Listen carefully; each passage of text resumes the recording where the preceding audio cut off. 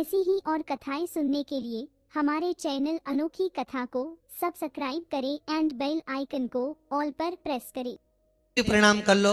तुम पड़ोसन को कितनी भी चाय पिला लो, चाहे तुम पड़ोसन के कितनी भी रोटी खिला लो, चाहे तुम पड़ोसन के कितना ही गुजिया पपड़िया खकरिया जो भी खिलाना हो खूब खिला लो, पर ईमानदारी से बोलो री जीजियो, क्या पड़ोसन अपनी जायदाद का हिस्सा दे देगी? अरे बोलो तो नहीं हो सकता दे दे तुमको, पानतलाई वालों को पड़ोसन दे जाए। पड़ोसन को चाय भी पिलाओ, धोख भी लगाओ, प्रणाम भी करो, रोटी भी खिलाओ, सब खिलाओ, तो भी पड़ोसन कभी अपनी जिंदगी में अपना जायदाद का हिस्सा तुमको नहीं देगी।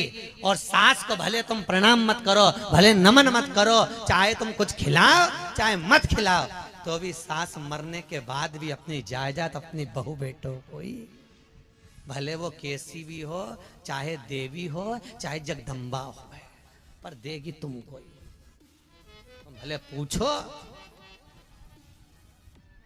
बस उसी तरह सारे देवता रहते हैं देवलोक में और भगवान शंकर रहते हैं मृत्यु लोक में। पृथ्वी का देवता कौन है? बोलो जम के, देव अधिदेव महादेव। अच्छी जम के बोलना चाहिए। कौन है देव?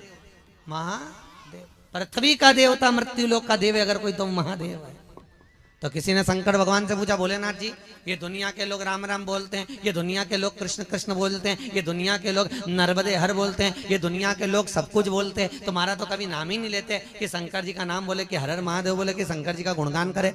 और कई लोग तो कहते हैं शंकर के मंदिर ही मत जाओ, शंकर के पानी मत चलाओ, शंकर जी का शिवलिंग घर में मत रखो। तो भोलेनाथ ये दुनिया के लोग तुम्हें नहीं पूछते, दुनिया भर के देवता उनको पूछे, तो तुम्हारा क्या कहना है? शंकर भगवान बोले, भले ये किसी का भी भजन करे, किसी का भी नाम ले। शंकर भगवान बोले, मेरे ससुर दक्ष प्रजापति ने मुझे श्राप दिया था, हे शंकर मैं तुझे श्राप देता हूँ कि तू शमशान में निवास करेगा। शंकर भगवान बोले, भले ये जीते जी मेरा भजन नहीं करे, मरने के बाद तो आएगा तो मेरे पास ही। कहां पर? अरे बोले जम के, शमशान में। और जब शमशान में आएगा, भले तूने मेरा भजन नहीं करा, आ तू शमशान में, ऐसी गीली लकड़ी में जलाऊंगा 3 दिन तक ठंडा नहीं होने दूंगा पड़े तेरे को, ऐसा गीला मैं पट।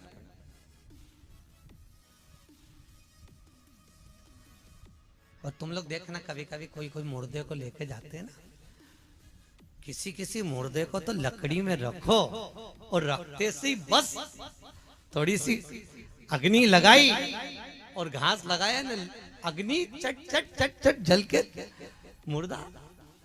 और किसी किसी मुर्दे को देखना बार बार ने वो कपूर ने राल दे तो भी नहीं जले साहब, आखिरी में घी भी डाल दिया, नहीं जले तो फिर आखिरी में घास लटका, तेल भी डाल दिया, नहीं जले साहब। तो क्यों नहीं जले? उसका एक ही कारण है, जिसने जीते जी शंकर का नाम नहीं लिया, शिव का भजन नहीं करा, वो मरने के बाद भी शंकर का नहीं हो पाता, शिव का नहीं पाया।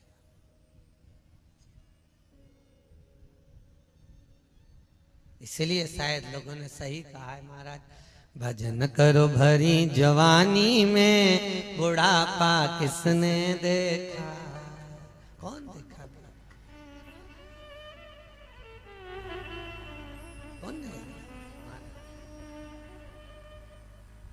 बुढ़ापे में आंखें दुखेगी, दर्श तुम कर नहीं पाओगे, दर्श करो भरी जवानी में, बुढ़ापा किसने देखा है?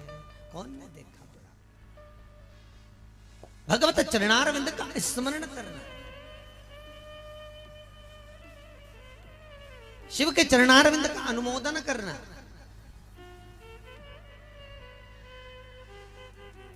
शंकर के चरणारविंद का रस तत्व ग्रहण कर। शास्त्र कर रहा है, ये मनुष्य की देह मिली है, भजन कर।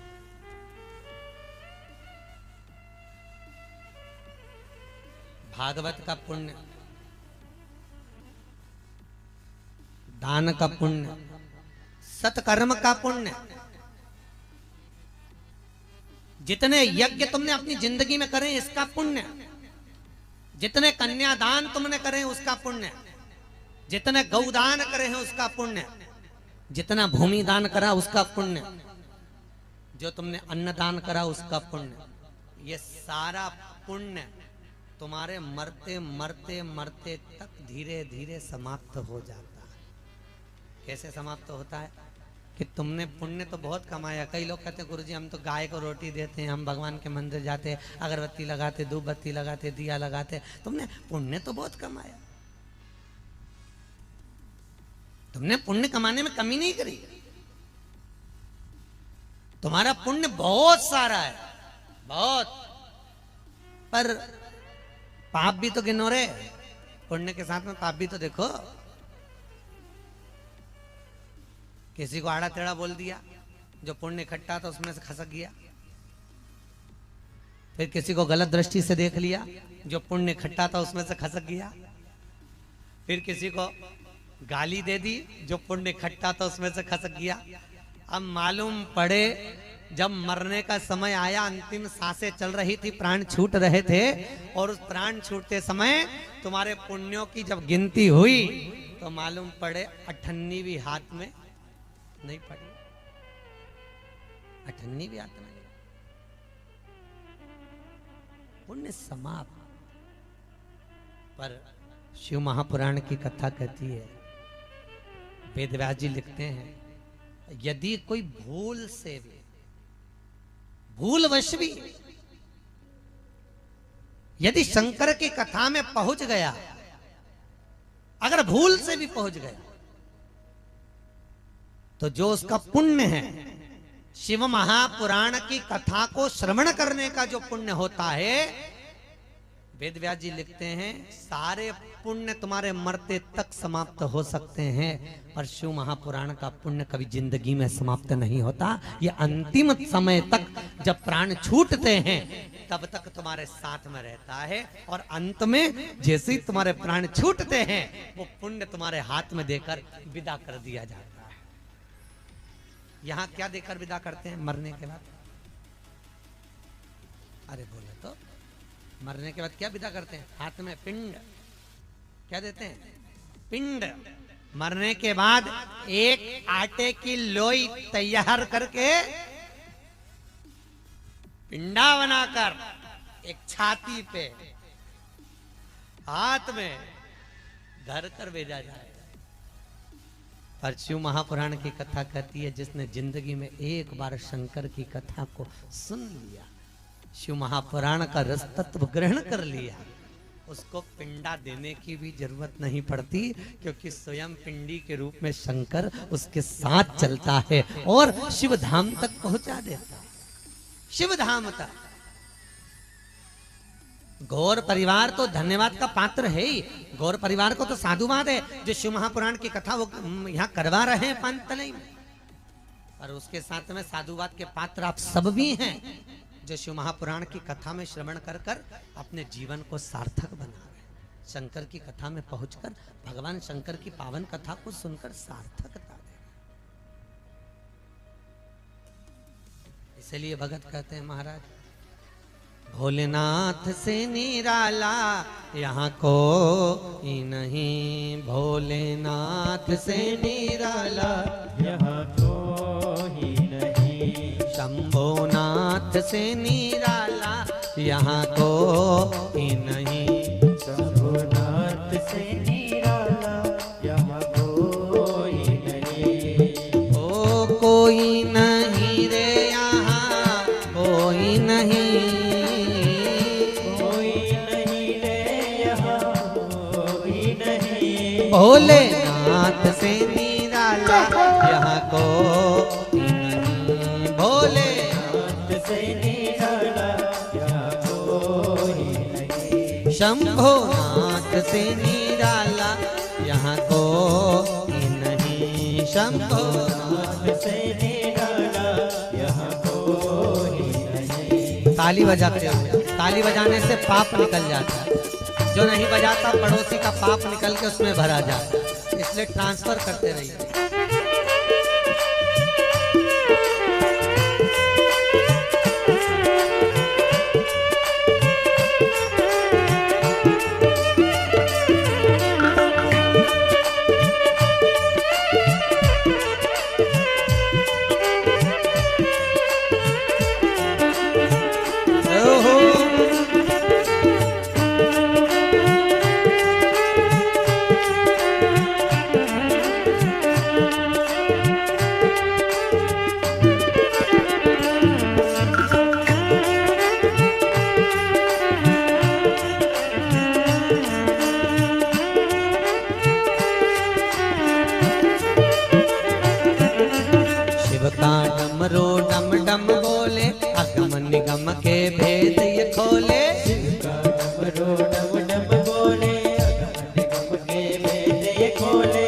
जिसका डमरू डम डम बोले आगमन निगम के भेद ये खोले। जिसका डमरू डम डम बोले आगमन निगम के भेद ये ऐसा डमरू बजाने वाला कोई नहीं, ऐसा डमरू बजाने वाला कोई नहीं।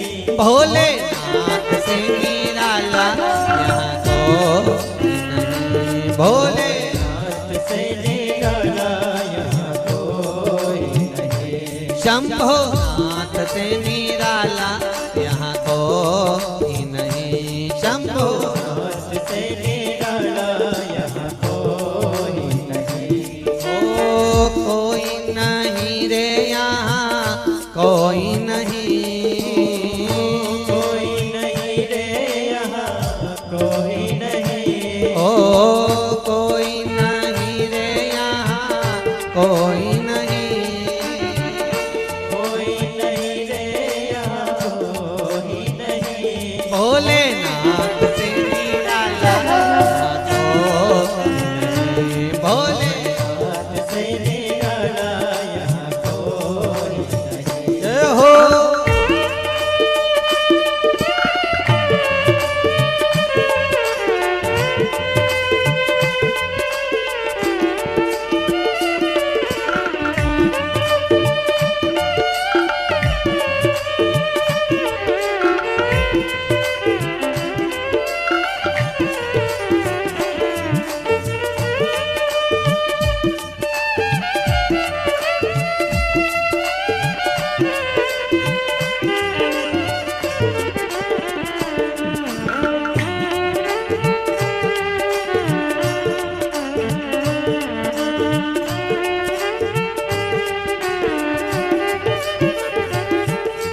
काया जब जब कर्मठ बदले पाप चमकते अगले पिछले, काया जब जब करवट बदले पाप चमकते अगले पिछले। काया जब जब कर्मठ बदले पाप चमकते अगले पिछले। काया जब जब करवट बदले पाप चमकते अगले पिछले। ऐसा जोग जगाने वाला कोई नहीं, ऐसा जोगी जगाने वाला कोई नहीं। भोलेनाथ से निराला यहाँ कोई नहीं, भोलेनाथ से निराला यहाँ कोई नहीं। शंभोनाथ से निराला यहाँ कोई नहीं, शंभोनाथ से निराला यहाँ कोई नहीं।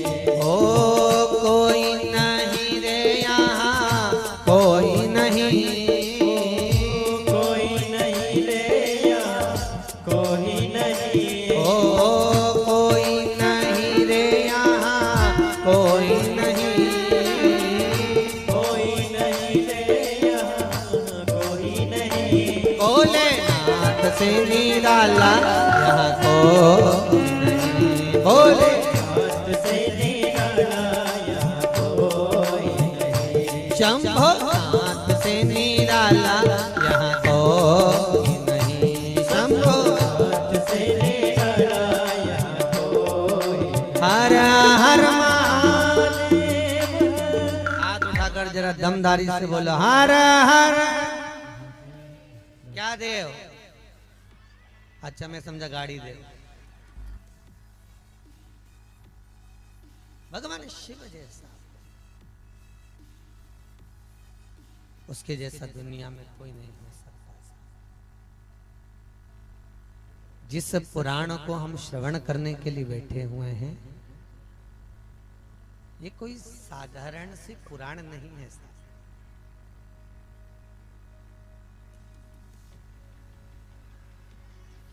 बिल्कुल साधारण सी नहीं। 24,000 श्लोक शिव महापुराण के अंदर हैं और एक एक श्लोक का जो व्याख्यान है वो शंकर को ही समर्पित है, शिव को समर्पित। कोई साधारण से पुराण नहीं है। कितने दिन की कथा है यहाँ पर? जम के बोलिए। 7 दिन, और जिंदगी के 7 ही दिन हैं, रविवार, सोमवार, मंगल, बुध, गुरु, शुक्र और शनि। शास्त्रीय संगीत के सुर भी 7 ही हैं, 7 स्वर भी 7 दिन के ही, संगीत भी 7 दिन का, और शिव महापुराण भी, भागवत भी कितने दिन की? 7 दिन। जिस पर्वत को भगवान ने उंगली पर उठाया वह पर्वत भी 7 कोस का, और भगवान कृष्ण ने जब उंगली पर उठाया तब भगवान की उम्र 7 वर्ष की। और कितने दिन तक उठाया था भगवान कृष्ण ने? 7 दिन तक। तो यहाँ शिव महापुराण भी 7 दिन की और अपना जीवन भी 7 दिन का। विवाह हुआ तो फेरे भी, अरे बोलो तो जम के 7, और दिन वही 7, रविवार, सोमवार, मंगल, बुध, गुरु, शुक्र और शनि। बस यही जीवन है। रविवार को जन्म हुआ, सोमवार को बड़े हुए, मंगलवार को ब्याह हुआ, बुधवार को बच्चे हुए, गुरुवार को बीमार पड़े, शुक्रवार को हॉस्पिटल गए, शनिवार को सीताराम हो गए। दिन पूरे ऐसे ही निकल गए, दिन पूरे ऐसे निकल गए।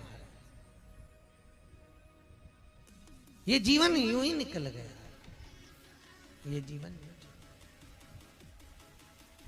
और जीवन का जो आनंद है, जीवन का जो सार तत्वता है, जीवन का जो सुख तत्व है, वो यही कहता है कि हम अपने जीवन को, मनुष्य की जो देह मिली है, मानव का जो शरीर मिला है, उस मानव के शरीर को, मानव की देह को भगवत चरणारविंद की ओर लेकर चले। महाराज बहुत सुंदर चरित्र वर्णन किया है। कहा एक देवराज नाम का ब्राह्मण, क्या नाम है? देवराज। शिव महापुराण का महत्तम। एक देवराज नाम का ब्राह्मण एक बार बहुत शरीर में ताप पड़ा, बुखार आ गया शरीर पर, और तपन इतनी हो गई, ताप इतना हो गया कि उस ताप में तपते तपते वो परेशान हो गया। आखिरी में उसको ठंड लगी, और ठंड लगने के कारण वो शंकर जी के मंदिर में प्रवेश कर गया, शिव मंदिर में। और भगवान शंकर के मंदिर में जब वो प्रवेश किया, भगवान शंकर के मंदिर में जब वो पहुंचा, वहीं पर कोई एक ब्राह्मण बैठकर शिव महापुराण की कथा का वाचन कर रहा था। अब इसके शरीर में इतनी तपन हो रही, ऊपर से दुख रहा सिर, और जो शिव पुराण वाचने वाला वो थोड़ी थोड़ी देर में चिल्ला चिल्ला के हार हार, अरे बोलो तो जम के हार हार। अब वो बार बार जो शिव पुराण वाचे वो मंदिर के अंदर हर हर महादेव चिल्ला। अब वो महादेव चिल्लाए तो इसका सिर दर्द इतना ज्यादा हो रहा है कि इसको वो एक रत्ती का नहीं भा रिया। अच्छा होता है, अगर व्यक्ति का किसी का शरीर में कष्ट हो, इधर तो सिर दुख रहा, बुखार आ रहा, और ऊपर से कोई मिलने आया और वो जी जी बोले ले हलवा खा ले, हलवा खा ले, हलवा खा ले, तो जिसका सिर दुख रहा, अरे आग लगा चूल्हा में फेंक दिया, क्या करूंगा हलवे का, करूं क्या उसका। अब इधर शरीर में कष्ट पड़ रहा और ऊपर से चिल्ला रहा हर हर महादेव।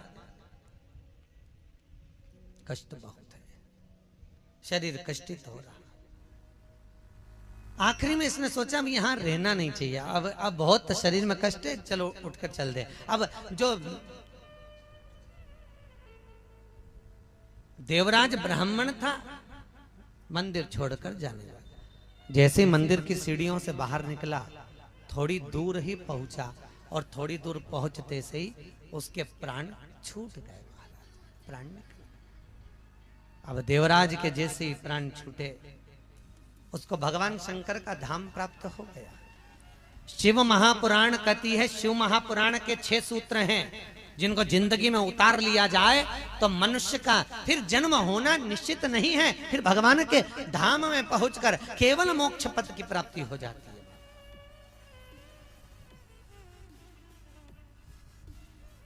एक है मुक्ति, एक है मोक्ष। दो शब्द हैं। कौन कौन से शब्द हैं? एक मुक्ति और एक मोक्ष। आज के जमाने में जितने लोग ये दान कर रहे हैं, पुण्य कर रहे हैं, सत्कर्म कर रहे हैं, ये जितने भी सत्कर्म में लगे हैं वो इसी चक्कर में लगे कि हमें मुक्ति हो जाए। अरे भैया मुक्ति तो कोई किसी की भी हो सकती है। मुक्ति का मतलब क्या है? क्या है मुक्ति का मतलब? इस योनि से छूटे अगली योनि में पहुंच गए, अगली योनि से छूटे फिर अगली योनि में पहुंच गए। इसको तो केवल मुक्त होना कहा।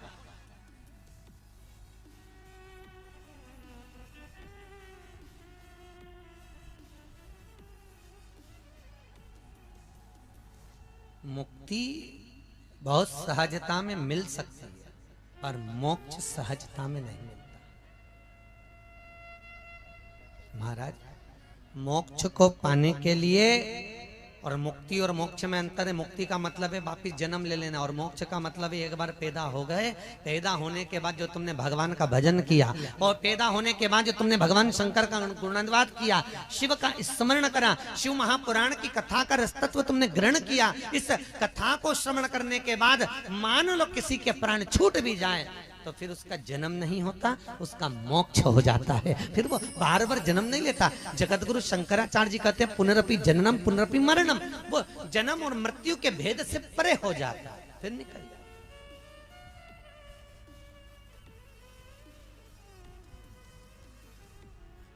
जन्म और मृत्यु से छूट जाता है। एक महाराज जी ने प्रवचन में पूछ लिया कि तुम में से कितने लोग हैं जो बैकुंठ जाना चाहते हैं? महाराज जी ने प्रवचन में पूछा कि तुम में से कितने लोग हैं जो बैकुंठ जाना चाहते हैं? हाथ उठा। इतने में जितने लोग बैठे थे सबने हाथ उठा दिया। अब सबने हाथ उठाया तो आगे आगे एक 80 साल की डोकरी बैठी थी, बूढ़ी अम्मा, उसने हाथ नहीं उठाया। अब 80 साल वाली ने हाथ नहीं उठाया तो महाराज जी ने पूछा, क्यों माता जी, ये सबकी सब बैकुंठ जाना चाहती, तुम नहीं जाना चाहती? इतने में बूढ़ी माता बोली, महाराज ये सबकी सब बैकुंठ चली जाएगी, तुम्हारा गांव तो वैसे ही बैकुंठ जाएगा, क्योंकि इनके होने से गांव नरक बना हुआ है। क्योंकि दिन भर लड़े झगड़े क्लेश करे, दिन भर कोसे, जरा सा पानी इधर गिर गया तो लड़ने आ जाए, जरा सी झाड़ू झाड़ते झाड़ते कचरा उधर चले गए तो लड़ाई करने आ जाए, जरा सा क्या खेत में से पानी इधर निकल गया तो लड़ाई करने आ जाए। तो महाराज ये सबके सब बैकुंठ चली जाएगी, तुम्हारा गाँव तो वैसे ही बैकुंठ हो जाएगा। कहीं करो इनके मोक्ष वैसे ही मिल। तो मुक्ति और मोक्ष में अंतर है, बहुत अंतर। मोक्ष मोक्ष है, मुक्ति मुक्ति है। और देख लो, मुक्ति पाने वाला शिव का भगत आखिरी तक पछताया है मुक्ति पाने पर, आखिरी तक। नयन जल समाहित थे आखिरी में। कौन के? लंका के राजा रावण। बहुत अच्छा, दोनों के नाम के आगे विद्वान आता है। लंका के राजा रावण के आगे लोग लिखते हैं विद्वान लंकाधिपति, और हनुमान जी की परिभाषा दी जाती है तो विद्यावान गुणी अति चातुर राम काज करिबे को। अब एक विद्वान है और दूसरा विद्यावान है, दोनों में बड़ा कौन है? बोलो जम के। विद्यावान। रावण विद्वान है और हनुमान जी विद्यावान गुणी अति चातुर। हनुमान जी विद्यावान। तो पूछा विद्वान और विद्यावान में क्या अंतर है? शब्द तो एक जैसा ही है, वो विद्यावान ये विद्वान। तो विद्वान और विद्यावान में क्या अंतर है? तो रामचरितमानस में स्पष्ट किया गया, विद्या आने के बाद जिसके भीतर अहंकार बढ़ता चले जाए वो विद्वान, और विद्या ग्रहण करने के बाद जिसके भीतर नम्रता आती चली जाए, प्रेम बढ़ता चले जाए, स्नेह बढ़ता चले जाए, वो विद्यावान गुणी अति, वो नम्र हो जाए। एक अभिमान दे रहा है, लंकाधिपति रावण, लंकेश, जब भी बोलता था एक ही बात बोलता था, मैं लंकेश हूं। मैं मतलब अहंकार, संबोधन अभिमान का, अभिमत्ता का। चले तो देवराज नाम का ब्राह्मण प्राणों को त्याग दिया, मोक्ष पद पा लिया। हमारा 6 सूत्र हैं शिव महापुराण के, जिंदगी में बन सके तो करिएगा। एक, मस्तक पर त्रिपुंड धारण करने वाला शंकर के धाम में चले जाता है। दूसरा, गले में रुद्राक्ष की माला पहनने वाला शिव के धाम चला जाता, उसका मोक्ष हो जाता, फिर जन्म नहीं होगा, फिर जन्म नहीं होगा उसका। तीसरा, भगवान शंकर के मंत्र का जाप करने वाला ओम नमः शिवाय, शिव धाम में चले जाता है, उसका मोक्ष हो जाता है, उसको मुक्ति नहीं मोक्ष मिल जाता, फिर जन्म नहीं होगा। चौथा, भगवान शंकर के मंदिर के सामने से निकलने वाला मोक्ष पा जाता है। बहुत सुंदर बात कही महाराज। 33 कवोटी देवताओं के तो मंदिर के अंदर जाना पड़ता है पूजन के लिए, मंदिर के अंदर। और शंकर भगवान की कथा कहती है, अगर शिव के मंदिर में भी नहीं जा सकते तो चलेगा।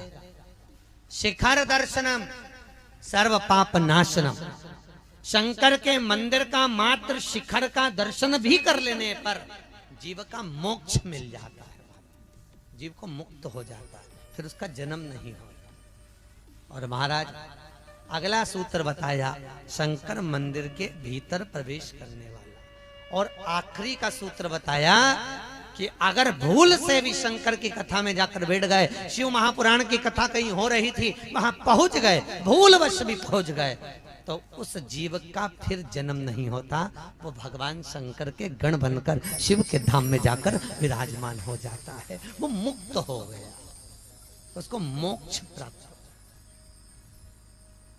मोक्ष।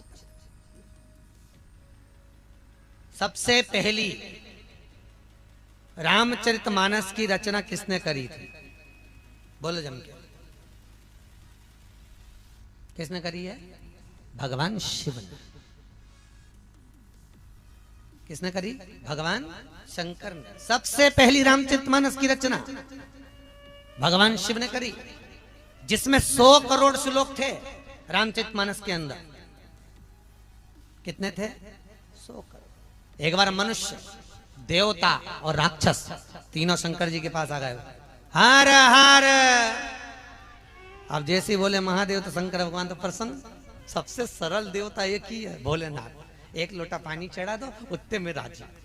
राम जी के तो लड्डू लगाओ ने, पेड़ा लगाओ ने, कन्हैया जी को वस्त्र पहनाओ ने, आभूषण पहनाओ ने, ये लाओ, देवी जी के ने चुनड़ी ओढ़ाओ ने, ये पहनाओ। पर भोलेनाथ जी तो अलमस्ती में बैठे, तुम घर से जब फ्री हो जाना, लोटा भर के लिया आना, उंडेल के चले जाना। बैठे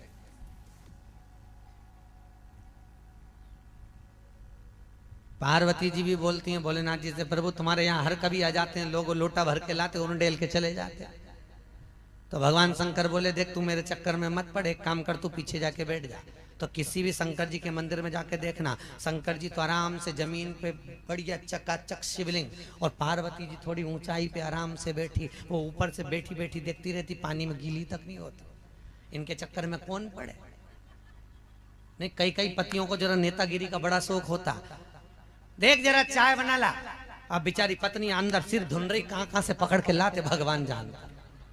कभी 5 को पकड़ लाएंगे, कभी 4 को पकड़ लाएंगे कि ले चाय बना ले, ले रोटी बना ले, ले ये देख तो भाई साहब आए इनके लिए जा जरा छाछ लिया जरा। अब अंदर बैठ रही वो जगदम्बा भिनक रही भाई। अब वो क्या करे? अब ये तो मुंह से ऑर्डर दे दे, जा जरा लिया 4 चाय बनवा के बाहर, जा जरा रोटी लिया, मैं 4-5 की रोटी लगा दे, भोजन लगा दे जरा। अब वो तो अंदर जाके देखे तो बेचारी के भगोनी में दाल तो है ही नहीं, और वो बेचारी डबल से दाल बनाए। तब इतने में पति फिर अंदर जा जा देख तो भोजन बन गया क्या, जरा पता कर। इतने में अब बच्चा अंदर से आके बोला, पापा मम्मी बुला रही, जा। अब पापा जो अंदर गया तो जगदम्बा ने जो आग दिखाई, वापिस आके बैठ गया। अभी रुको बन रहा है, आराम से बैठो जरा। क्या क्या दिखा रहे? अब इनका क्या जाए। अब भोलेनाथ तो भोलेनाथ जी तो अलमस्त बैठे। पार्वती जी ने कहा तुम्हारे यहाँ जो भी आए लोटा भर के पानी ला, चढ़ा के जा, हमको बार बार गीला कर जाए, हम नहीं बैठ रहे तुम्हारे साथ में। भगवान शंकर ने कहा एक काम कर, तू पीछे बैठ जा। गणेश जी बोले मैं भी गीला हूं, तो गणेश जी का तू भी साइड में बैठ जा। शंकर भगवान अकेले, पार्वती माँ ऊपर, गणेश जी वहां, कार्तिकेय माँ, शंकर जी आराम से अलमस्त होकर बैठे। जब तुम फ्री हो लोटा भर के पानी ला, उंडेल जा, तुम्हारी मर्जी पड़े। पर कहीं कहीं का तो इतना आलसी घर से भी पानी नहीं ले जाए। मंदिर का ही लोटा, मंदिर का ही पानी, मंदिर का ही शंकर मंदिर में चढ़ाया। शंकर भगवान तो भी अलमस्त होके बैठे। भगवान बोले कितना बड़ा आलसी बता, मंदिर का ही लोटा उठा के मंदिर का ही पानी चढ़ाया, घर से भी ना लाया, अलमस्त हुआ बेटा। मेरी सुन लो, बिनती मेरी सुन लो, हाँ बिनती मेरी सुन लो, बिनती मेरी सुन लो, हाँ बिनती मेरी सुन लो। आए हैं